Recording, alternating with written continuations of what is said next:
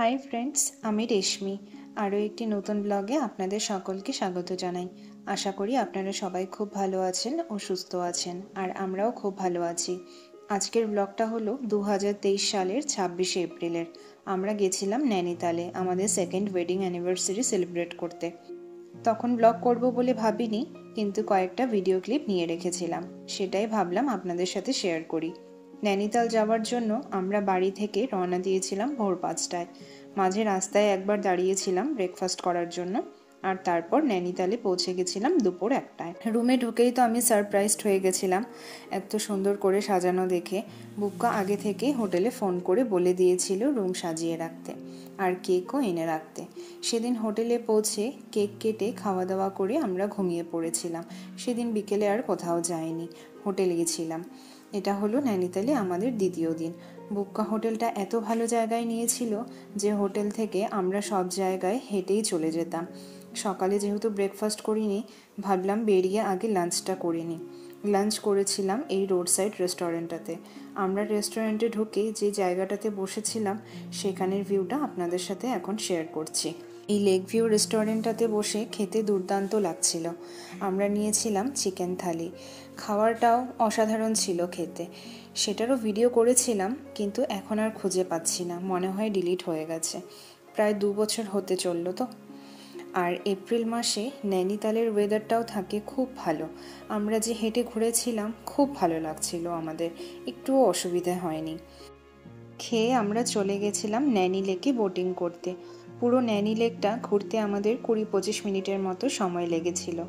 এই ট্রিপটা প্ল্যান করার সময় বুক্কা আমাকে মসুরি আর নৈনিতাল এই দুটো জায়গার নাম নিয়ে বলেছিল, বলো তোমার কোথায় যাওয়ার ইচ্ছে। আমি বলেছিলাম চলো নৈনিতালে যাই, কারণ মসুরি আমি ছোটোবেলায় 2বার গেছি। এমনটাও নয় যে ছোটোবেলায় 2বার গেছি জন্য আর যাওয়া যাবে না, কিন্তু তখন আমার নৈনিতালেই যাওয়ার ইচ্ছে করছিল। মসুরি না হয় অন্য কোনো এক সময় আবার যাব। তাই বুক্কা আমার ইচ্ছে পূরণ করতে আমাকে নিয়ে গেছিল নৈনিতালে। বোটিং তো হলো, লেকের পাশেই আছে নৈনা দেবী মন্দির। তারপর চলে গেছিলাম সেই মন্দিরে। মন্দিরে ঢুকে প্রণাম করে তারপর বাইরে লেকের ধারে বেশ কিছুক্ষণ দাঁড়িয়েছিলাম। মন্দিরের ভেতরে ফটো ভিডিও তোলা বারণ আছে জন্য আপনাদেরকে ভেতরটা দেখাতে পারলাম না। মন্দিরের বাইরে একটা মার্কেট ছিল, সেখানে বেশ কিছু দোকানপাট ছিল। পাওয়া যাচ্ছিল নানান ধরনের খাবার, বাড়ি সাজানোর জিনিস, বাচ্চাদের খেলনা। আর নৈনিতালে যেহেতু সবসময় শীত থাকে, তাই বেশ কিছু গরম কাপড়ের দোকানও ছিল সেখানে। তবে আমরা কোনো কেনাকাটাই করিনি, কারণ যেই জিনিসগুলো সেখানে পাওয়া যাচ্ছিল সেই জিনিসগুলোই দিল্লি গুড়গাঁওতেও পাওয়া যায়। সামনে ফুচকার দোকান দেখে লোভ সামলাতে না পেরে 1 প্লেট ফুচকা খেয়ে নিয়েছিলাম। খেতে মন্দ ছিল না। তারপর হোটেলে ফেরার বেশ কিছুক্ষণ পর মুষলধারে বৃষ্টি নেমেছিল। আমরা যতক্ষণ বাইরে ছিলাম ওয়েদার দেখে কিন্তু একটুও মনে হচ্ছিল না যে বৃষ্টি নামবে। হোটেলের যে ম্যানেজার ছিলেন উনি বললেন নৈনিতালের ওয়েদার নাকি এমনই, যে কোনো সময় বৃষ্টি নেমে যেতে পারে। ব্যালকনিতে দাঁড়িয়ে কিছুক্ষণ বৃষ্টি এনজয় করার পর রুমে এসে গরম গরম মোমোস আর চিকেন তন্দুরি খেয়েছিলাম। এই খাবারগুলো হোটেলে ফেরার পথেই লোকাল মার্কেট থেকে নিয়ে এসেছিলাম। এটা ছিল নৈনিতালে আমাদের তৃতীয় দিন। সকাল সকাল দুজনে স্নান করে রেডি হয়ে বেরিয়ে পড়েছিলাম নৈনিতাল জুতে যাব বলে। হোটেল থেকে বের হওয়ার আগে গুগল ম্যাপে দেখে নিয়েছিলাম প্রায় 2 কিলোমিটারের মতো দূরত্ব দেখাচ্ছিল। সেদিন আমরা ঠিক করলাম যে হোটেল থেকে হেঁটেই জুতে যাব। তারপর হাঁটতে হাঁটতে তো আর রাস্তা শেষ হয় না।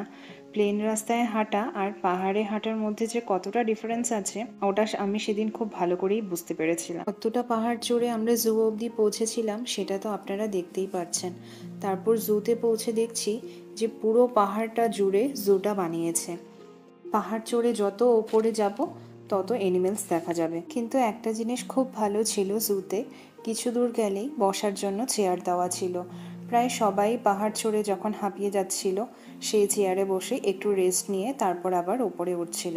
আমরাও তেমনভাবেই উঠছিলাম। একটু কষ্ট হয়েছিল ঠিকই, কারণ আমাদের তো তেমন পাহাড়ে ওঠার অভ্যেস নেই, কিন্তু সেটাও একটা আলাদা মজা ছিল। নৈনিতাল জুটা কিন্তু বেশ পরিষ্কার। উপরে 2-3টে খাবারের দোকানও ছিল, কিন্তু সেখানে কোনো রকমের ননভেজ খাবার পাওয়া যাচ্ছিল না, সবই ভেজ খাবার ছিল। কিন্তু খাবারগুলো খেতে খুব ভালো ছিল। আমরা খেয়েছিলাম ভেজ মোমোস আর ভেজ নুডলস। উপরে উঠে একটা ভালু দেখেছিলাম, আর দেখেছিলাম দুটো বাঘও।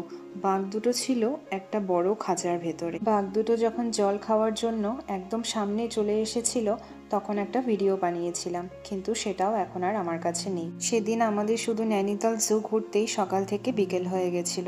তারপর আমরা হোটেলে ফিরে একটা স্কুটি রেন্ট করেছিলাম 8 ঘন্টার জন্য, কারণ বুককার খুব ইচ্ছে হচ্ছিল স্কুটি করে ঘোরার। নৈনিতালে স্কুটি রেন্ট দেয় হলো সকাল 9টা থেকে বিকেল 6টা অবধি। আমরা যখন নিয়েছিলাম তখন প্রায় 5:30 বেজে গেছিল। তারপর হোটেলে ফেরার পথে চিকেন মোমোস আর চিকেন রোল নিয়ে ফিরেছিলাম। এটা হলো চতুর্থ দিন, আমাদের বাড়ি ফেরার দিন।